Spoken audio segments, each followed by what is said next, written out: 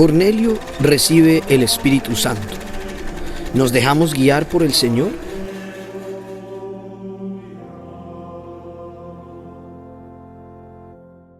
En este capítulo hablamos sobre la apertura de la fe, la misión del cristiano y muchas cosas más. Acompáñanos a vivir la palabra de Dios. Hola, hoy estamos con Juliana Villegas, Antonio Torres, María Paula Gallegos. En nombre del Padre, del Hijo y del Espíritu Santo. Amén. Esto es Levantando el Velo. Estamos haciendo una lectura de los Hechos de los Apóstoles. Vamos en el capítulo 10, versículo 22.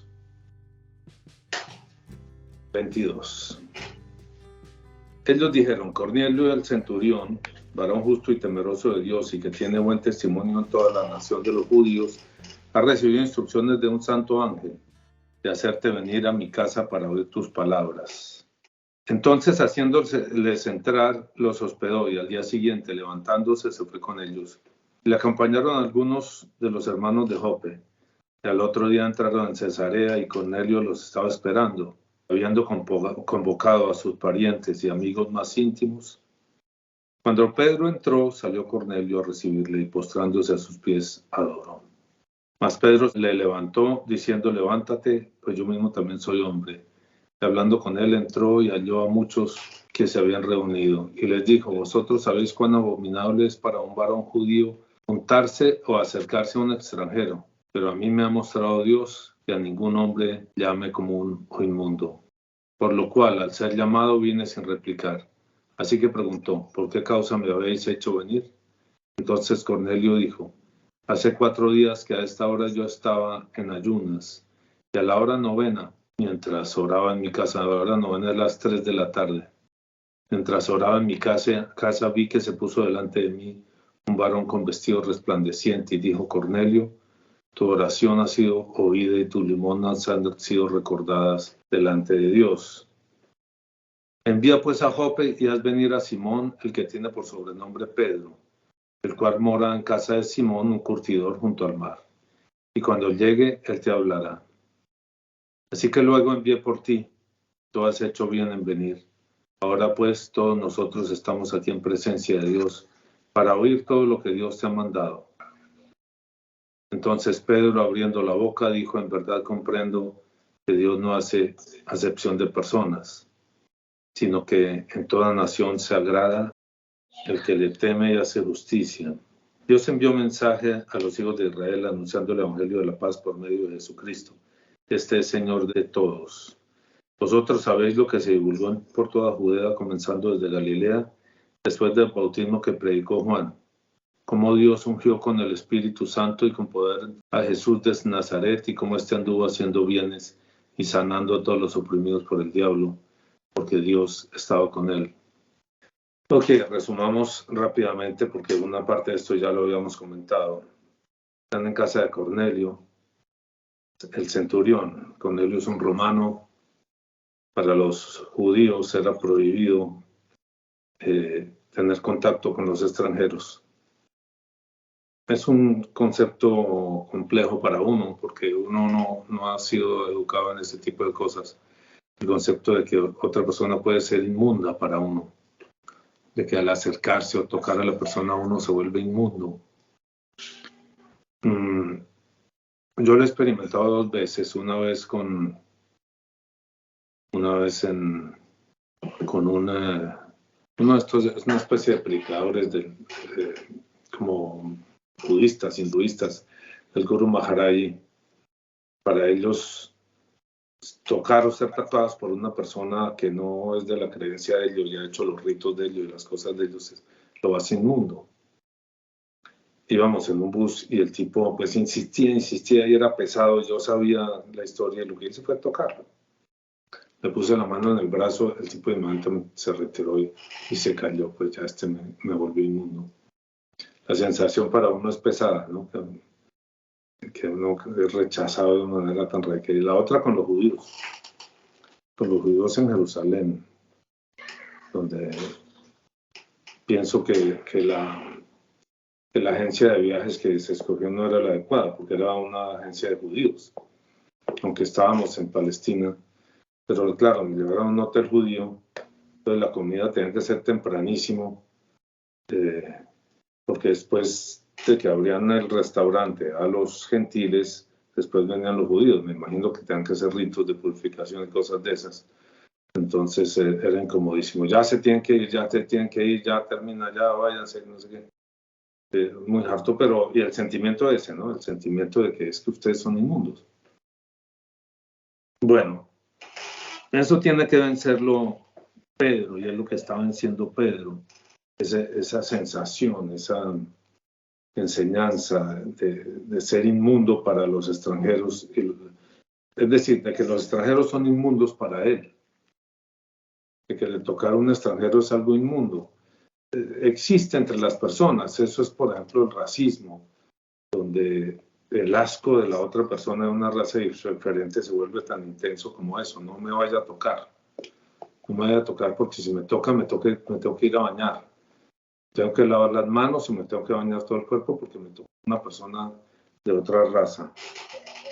Es muy fuerte, de manera que lo que Pedro va a vencer, y lo vence por el sueño que tuvo, ¿no? No lo vence por sí mismo. Él era de posición de rechazar a los gentiles. De hecho, la posición de él después de esto se vuelve ambigua. Si está con los judíos, piensa que sí, que hay que rechazar a los extranjeros. Está con los extranjeros, con los gentiles, pues cambia de opinión y de posición. Y eso se lo va a reclamar Pablo en el concilio del 65, lo que se llama como el primer concilio, la reunión de los apóstoles en Jerusalén, a la cual asiste Pablo a defender la posición de que la iglesia y el mensaje del evangelio es para todos para todos los hombres, incluyendo los gentiles. ¿Qué opinan ustedes? ¿Qué opina María Paula? Sí, pues creo que sí es bueno entender un poco ese contexto de por qué era como tan importante esa visita a esa casa, ¿no? Porque pues, si uno lo lee ahí por encimitas no se da cuenta de todo esto que hay de fondo y de lo que implicaba para ellos llegar allá. Y sí, pues me llama la atención eso y ver pues el mensaje que explica, o sea, con eso también está mostrando lo que usted dice al final, de que el mensaje es para todos, no es para unos específicos. El mensaje del Señor o el... Sí, a mí me pareció, eso que está planteando María Paula me pareció muy importante, que dos cosas, como dos frases me resaltan. Una, que dice que Dios le dijo que no hay que llamar profano o impuro a ningún hombre. Y lo otro es que en cualquier nación, el que le teme y practica la justicia le es grato. Yo creo que eso es como revolucionario para, digamos, dentro del contexto en que va a desarrollarse la iglesia, es algo totalmente nuevo. Oigan, no, ¿ahora qué es? No es pertenecer a esta raza, no es haber nacido acá o allá, sino es empezar a mirar el corazón del hombre, cada hombre, ¿no? Me parece que es bien distinto. Sí, y creo que eso es fundamental hoy también. Ante el pensamiento de quienes se salvan y ante el pensamiento de si se salvan los no bautizados, por ejemplo, o los que no creen en Jesucristo, me parece que esta palabra es clave. Dios no hace acepción de personas, sino que en toda nación se agrada del que le teme y hace justicia, el que hace el bien, el que vive para el bien, el que vive para la justicia, vive justamente, nos dice aquí, que le agrada a Dios, es decir, que encuentra el camino de Dios. Eso aún hoy es revolucionario. Eso aún hoy es revolucionario. Sin embargo, a partir de ahí, Pedro empieza a divulgar el mensaje de Jesucristo, ¿sí? Dios ungió con el Espíritu Santo y con poder a Jesús de Nazaret. Y este anduvo haciendo bienes y sanando a todos los oprimidos por el diablo, porque Dios estaba con él. Nosotros somos testigos de todas las cosas que Jesús hizo en la tierra de Judea, en Jerusalén, a quien mataron colgándole de un madero. A este levantó Dios el tercer día e hizo que se manifestase. No a todo el pueblo, sino a los testigos que Dios había ordenado de antemano, a nosotros que comimos y bebimos con él después que resucitó de los muertos. Y nos mandó que predicásemos y testificásemos que él es el que Dios ha puesto por juez de vivos y muertos. Entonces, ahí vemos otra dimensión del problema. Porque ¿qué pasa con los que no hacen justicia? Digamos que un camino es la vida recta. Un camino es el que ha vivido en el temor de Dios y en la justicia, sea cual sea su fe o su religión. Pero el que no ha vivido así, el que necesita perdón, de alguna manera da la impresión de que es para quien el Señor viene y muere por ese, es decir, por nosotros. Es tan corriente entre las personas, y más entre las personas que se consideran a sí mismas religiosas, el rechazo radical de los otros. Ese no piensa como yo, ese no vive como yo, ese no cree como yo, aún dentro de la fe cristiana y aún dentro de la fe católica. Yo rechazo a ese es del demonio, porque no piensa ni vive ni se mueve como yo, o porque me cae mal. Y la manera de esas personas es una especie de maldición. Ese no es ni puede ser de Dios.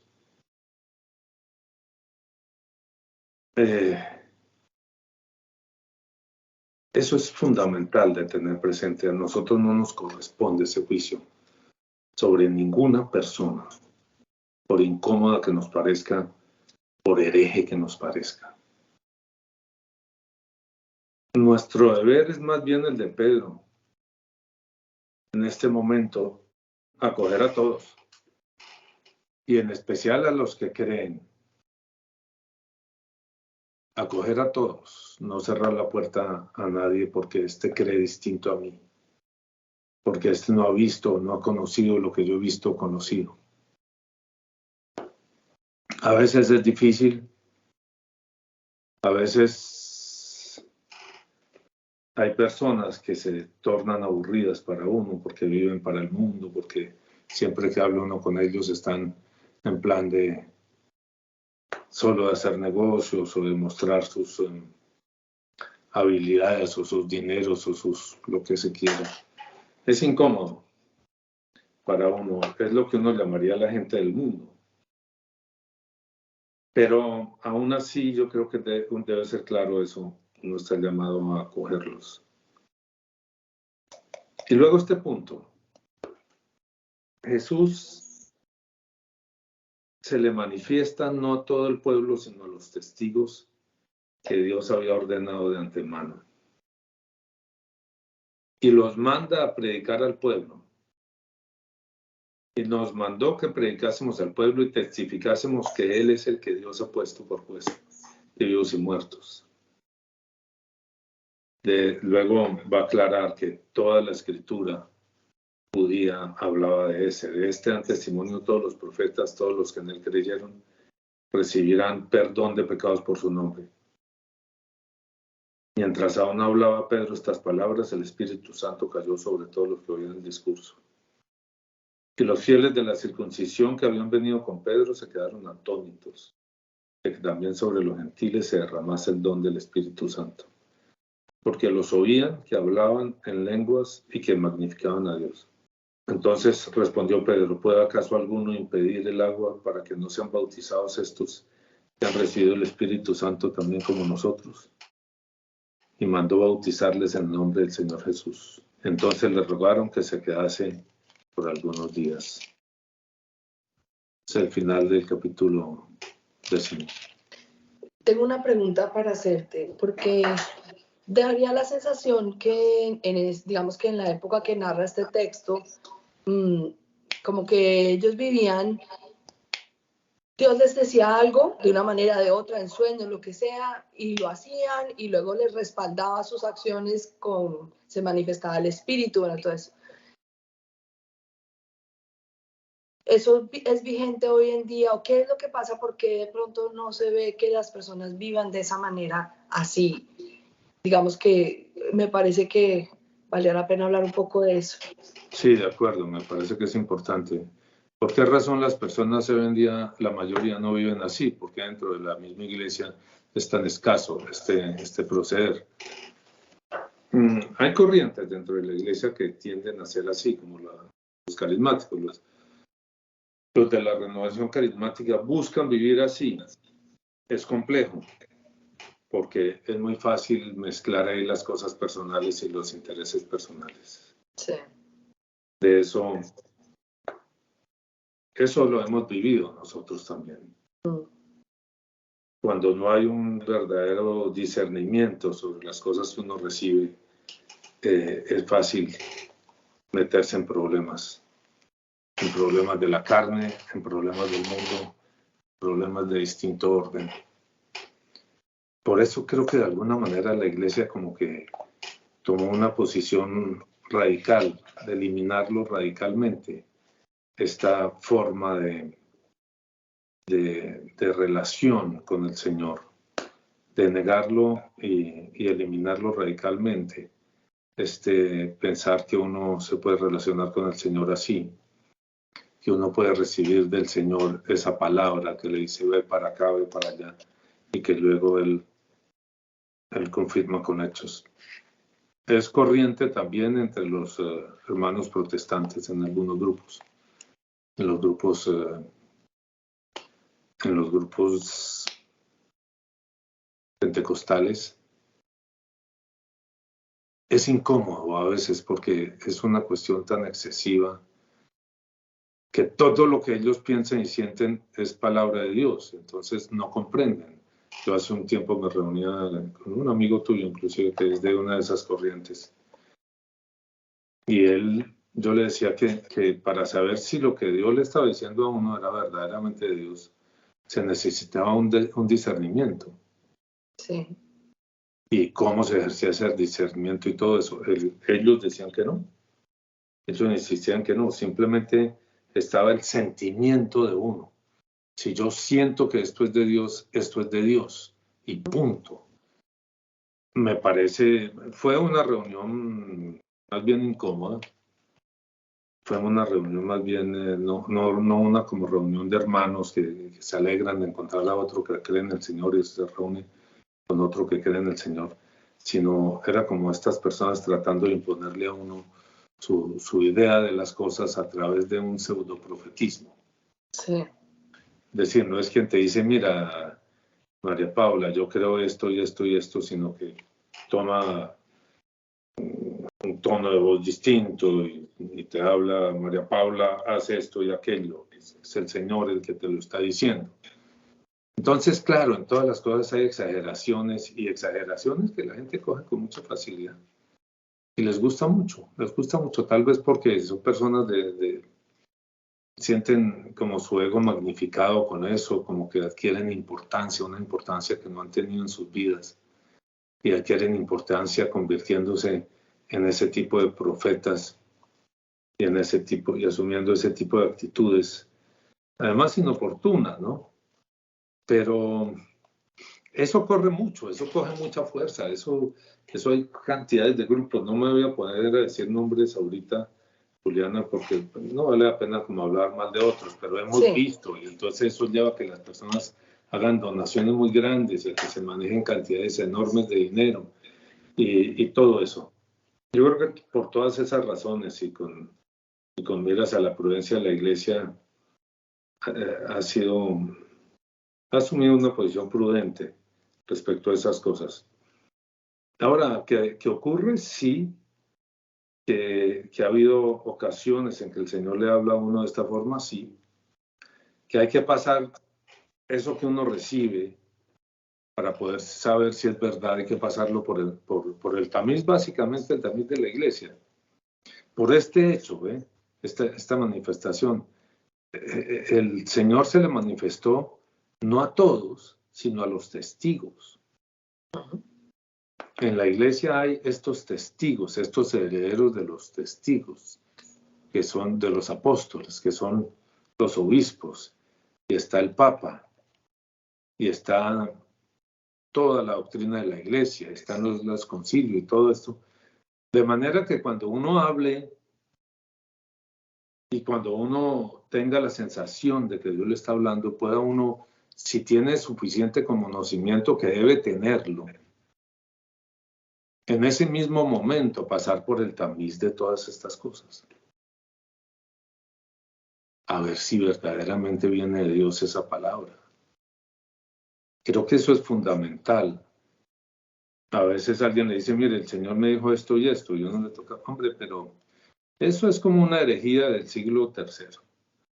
Eso es como arrianismo, lo que le están diciendo a usted, de manera que no vale la pena gastarle tiempo ni emoción a ese asunto.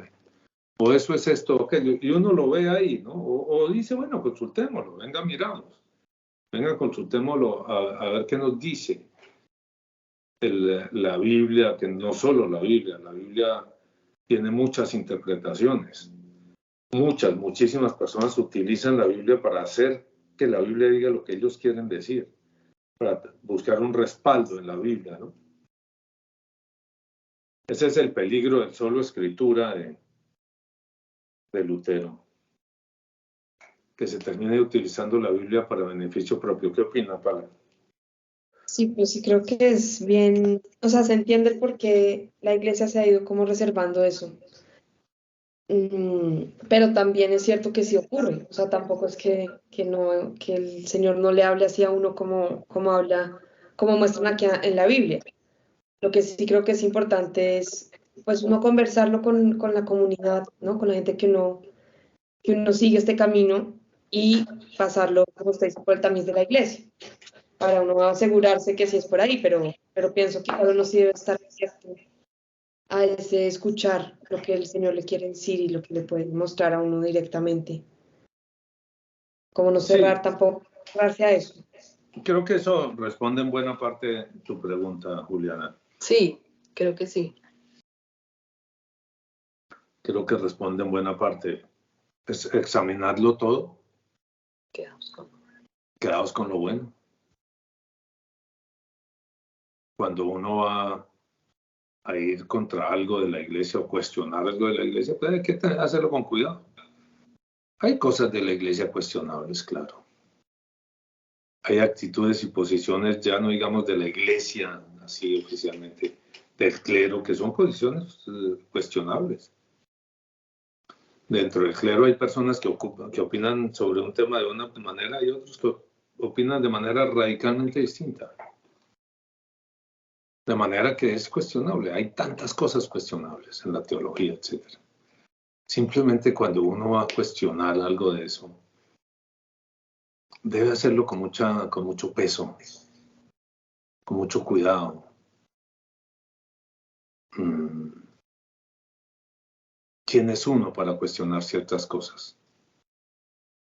¿Tiene uno realmente la capacidad, los conocimientos, el estudio? ¿O se cae, se tropieza con sus propios pies a la segunda palabra cuando se pone a inventar cosas? Grave es inventar las cosas de Dios. Grave es decir Dios me dijo cuando Dios no le ha dicho. Con eso hay que tener muchísimo cuidado, ¿no? Aquí viene algo que es importante, que aparece a través de todos los hechos de los apóstoles, que es el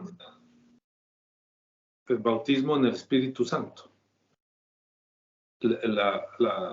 Después de la conversión de la gente, después de que la gente dice sí a Jesús, viene algo específico, son bautizados en el Espíritu Santo. Inclusive en este pasaje, fíjense que el Espíritu Santo viene primero. El Espíritu Santo viene primero al bautismo de agua. Estas personas creían en el Señor, por eso mandan a buscar a Pedro. Cornelio, el centurión, y los familiares y amigos creían en Jesús, pero no habían sido bautizados en Jesús. Y sin embargo el Espíritu Santo viene sobre ellos. Reciben el bautismo en el Espíritu Santo sin haber recibido el bautismo de agua. Y por eso es que Pedro dice, ¿puede acaso alguno impedir el agua para que no sean bautizados estos que han recibido el Espíritu Santo también como nosotros? A veces las cosas van en manos de Dios y no en manos de uno. Sí. Todos estamos llamados a llevar la palabra, eso lo tenemos claro. Todos los bautizados estamos llamados a llevar la palabra, es decir, a predicar, a enseñar, a compartir nuestra vida, nuestro testimonio, etc. De eso no hay duda y no quede duda. Hay personas que dicen lo contrario. Personas y miembros del clero, es decir, sacerdotes, presbíteros, que eso les incomoda. Sin embargo, yo lo digo con conocimiento de causa, se llama, porque la iglesia misma nos invita en sus documentos oficiales, no en la expresión del sacerdote de una parroquia o de otra, sino en lo que nos dice a través de los concilios, en lo que nos dice a través de las palabras del Papa. De manera que este es un deber y un derecho, este que asumen Pedro y los apóstoles, de predicar al pueblo y testificar que Él es el que Dios ha puesto por juez de vivos y muertos. Ese deber nos corresponde a todos los cristianos. Los hermanos protestantes lo asumen con más fuerza, con más decisión. Y quizás por eso, mientras en Colombia, y en el mundo entero creo, pero especialmente hablemos del caso de Colombia, que lo tenemos más fresco. Mientras en Colombia las iglesias y los grupos, muchos ni siquiera son iglesias, son lo que llaman iglesias de garaje, crecen y crecen inmensamente, la iglesia católica pierde y pierde y pierde y pierde fieles. Porque pues hay varias razones que hay que analizar, pero una de las razones es porque a los fieles allá se les da un lugar, un ministerio, donde puedan expresar su ser y sus capacidades y sus posibilidades y sus bondades y sus cosas. En la Iglesia Católica se le niega ese lugar. En las parroquias se le niega a la persona el lugar. Miren, una táctica de los protestantes, para que ustedes sepan, y los he llamado hermanos porque creo que son cristianos como nosotros. Las diferencias entre ellos y nosotros, pues creo que en algún video las hemos hablado, si no las seguiremos hablando. Una de las diferencias fundamentales es la Eucaristía, claro. Una táctica de ellos es cuando le están hablando a usted, le dicen, muy bien, si usted acepta a Jesús en su vida, que hay muchísima gente, católicos, que no aceptan a Jesús en su vida, ni siquiera de palabra. Si usted aceptó a Jesús en su vida, vaya a su parroquia, puesto que usted pertenece a esa iglesia, y dígale al Padre lo que le acaba de pasar, a ver qué le dice él. Ellos están seguros de que esa persona regresa con ellos, de que el Padre los va a sacar a los sombrerazos, a la decepción. Ah, bueno, mijo, entonces venga, se confiesa y viene el domingo a misa y listo, y chao. No, Padre, yo siento esta fuerza dentro de mí, yo siento este fuego que tengo que compartirlo, que tengo que hablarle a la gente. Usted indíqueme qué tengo que hacer, como va a hacer Pedro aquí. Indíqueme qué tengo que hacer, enséñeme usted. Hacen con Pablo. No, mijo, eso es para los sacerdotes, si quiere, pero usted es casado, no puede ser sacerdote, entonces no. ¿Sí? Eso es para los sacerdotes. No es para los sacerdotes. O es decir, sí es para los sacerdotes. Es sacerdocio común de los fieles. lo que todos nosotros tenemos por el bautismo. Es para nosotros el ser sacerdotes, profetas y reyes. Y ese reyes, yo prefiero interpretarlo, hay quienes lo interpretan fundamentalmente como eso, como reyes, ¿no? Como participantes de la realeza de Jesús, que pase lo que pase y tenga o no tenga gente, Él es el rey. Yo prefiero interpretarlo en el sentido del pastor, porque es que el sentido original de los reyes era el de ser pastores, el de servir, el de estar pendiente de la gente, el de ayudar, no el de dominar ni oprimir. Ayer precisamente en mi clase de francés leíamos un libro que a mí me gusta mucho. Es El Principito, de Antoine de Saint-Exupéry, o Exupéry, como quiera. Y leí ayer el pasaje, lo leíamos en francés, ¿no? Difícil de todas maneras. Yo llevo toda la vida tratando de aprender francés y eso no. Pues puedo sostener una conversación con la profesora y tal, pero quién sabe. Seguramente en Francia lo aprendería rápido después de esto. El pasaje en que el Principito se viene de su asteroide y se viene pasando por diferentes planetas. Y en uno de esos planetas llega al planeta de un rey. Es un planeta deshabitado donde hay un rey, solo el rey. Entonces va a tener lugar un diálogo un poco curioso entre el rey y el Principito, porque el rey desde que lo ve dice, usted es uno de mis súbditos. Y él le dice, pues, ¿súbdito de quién usted está hablando? Es que todas las personas son súbditos míos, porque yo soy rey. Usted no es rey, yo soy rey, entonces usted es súbdito mío. Bueno, pero, bueno, me cansé, ¿me puedo sentar? Le ordeno que se siente. Es que la clave de ser rey es ordenar lo que el otro quiere que le digan, ¿no? Entonces, cuando dice, bueno, ya me voy a ir, no quiero que se vaya, pero me tengo que ir, bueno, entonces le ordeno que se vaya. Yo creo que entre el clero sucede mucho eso, ¿no? Terminan por ser reyes, ejercer demasiado el ser reyes y demasiado poco el ser pastores. Y terminan siendo reyes ¿de qué? ¿Reyes de qué? Reyes de los 4 gatos que les hacen caso ya y que cada vez se reducen más. Peligroso. Peligroso. Hace unos días,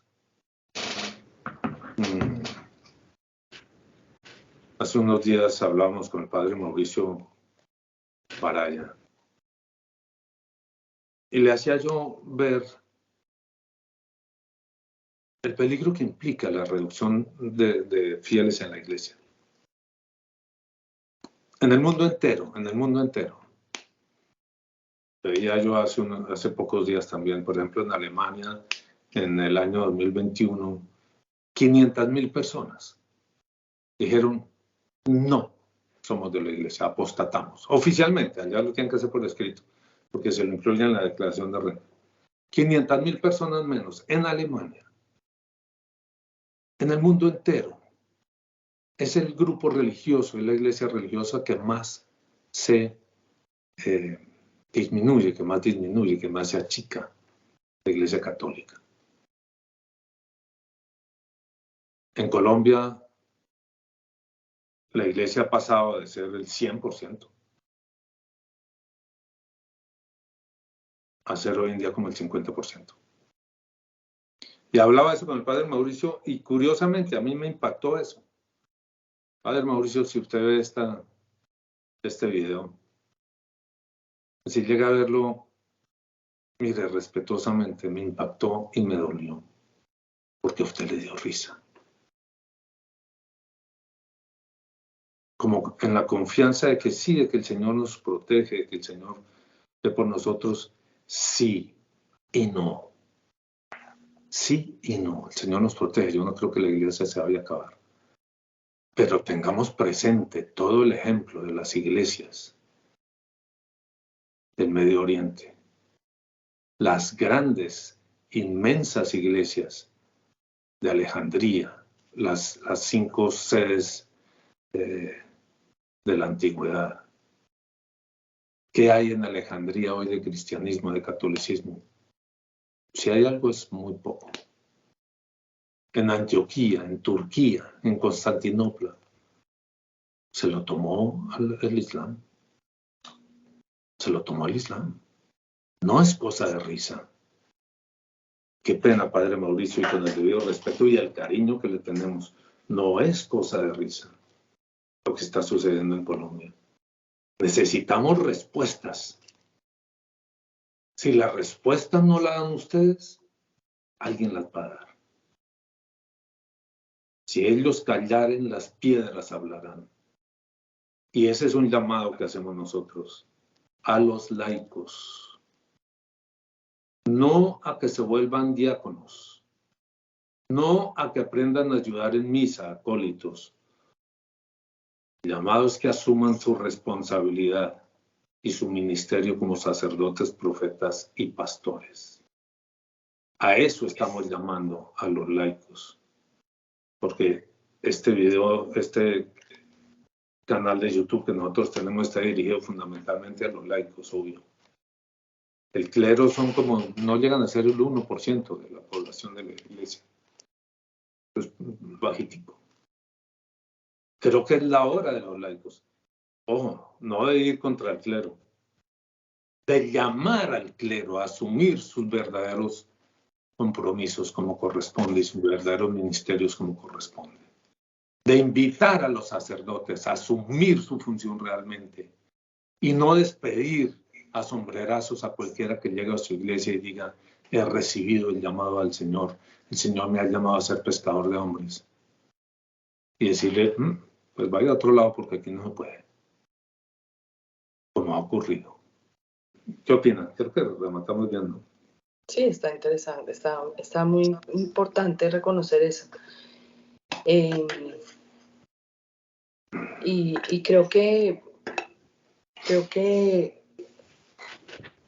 si asume lo laico su función y se pone en marcha, como decía María Paula, preguntando y buscando, y tiene todo el bagaje y toda la estructura para poder discernir, realmente también es un momento privilegiado para vivir, para vivir la fe.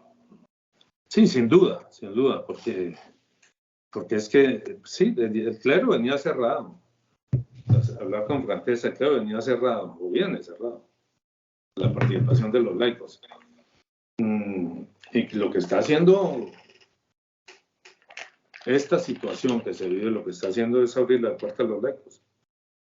Sí. El llamado es para todos, el llamado no es solamente para los que quieren ser ministros ordenados, el llamado es para todos. Sí. El llamado es para todos los bautizados, a ser predicadores, a ser profetas. Y otro día le dedicamos un poco de tiempo, si quieren, a hablar de lo que es ser profeta. ¿Sí? A ser maestros, a enseñar la verdad es la iglesia. No andarse inventando cosas, que por ahí hay, y en YouTube hay mucho, ¿no? Que se ponen a inventar lo que se les ocurre y entonces lo transmiten diciendo que es enseñanza de la iglesia. Todos estos los vacantistas y todas esas cosas que encuentra uno por ahí, que las hay muchos. No es enseñar lo que a uno le ocurre, lo primero que le llega a la cabeza, ¿sí? Que en buena parte vienen a hacer locuras. No, uno enseña lo que la iglesia nos transmite. Es que lo curioso es eso, que este llamado al clero no es una invención nueva. Es lo que la iglesia viene diciendo, la iglesia oficial viene diciendo desde hace años. Desde siempre, diría yo, pero de una forma especial desde el Vaticano II. Claro, el Vaticano II está muy claro el lugar que le corresponde a los laicos. Muy claro cómo la evangelización corresponde a todos, incluidos los laicos, que se deben preparar, que se deben, etcétera. Sí, claro. E iniciar el camino, y eso hacemos nosotros, iniciar el camino. Con el respeto que corresponde, pero también con la fuerza y la franqueza que corresponde. Porque si en levantando el pelo no podemos ser francos, Juliana, María Paula, entonces no estamos haciendo nada. Claro. Aquí, levantar el velo es hablar con franqueza.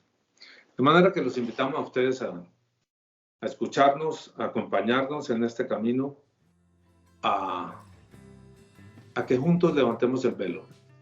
y por lo tanto que nos manden sus opiniones, sus discrepancias, que yo sé que hay mucha gente que la tiene, y que se suscriban al canal. Eso nos da fuerza y le da fuerza a nuestra palabra y a nuestro pensamiento. Muy bien. Padre Santo, te damos gracias por este ratico. Te pedimos que bendigas nuestro canal, que bendigas nuestro camino, que no nos dejes apartarnos de la verdad y de la fe. Por Cristo nuestro Señor. Amén. Amén. Por el Padre, el Hijo y el Espíritu Santo. Amén. Hola, si te gustó el video no te olvides de suscribirte. Toca la campanita, compártelo con tus amigos.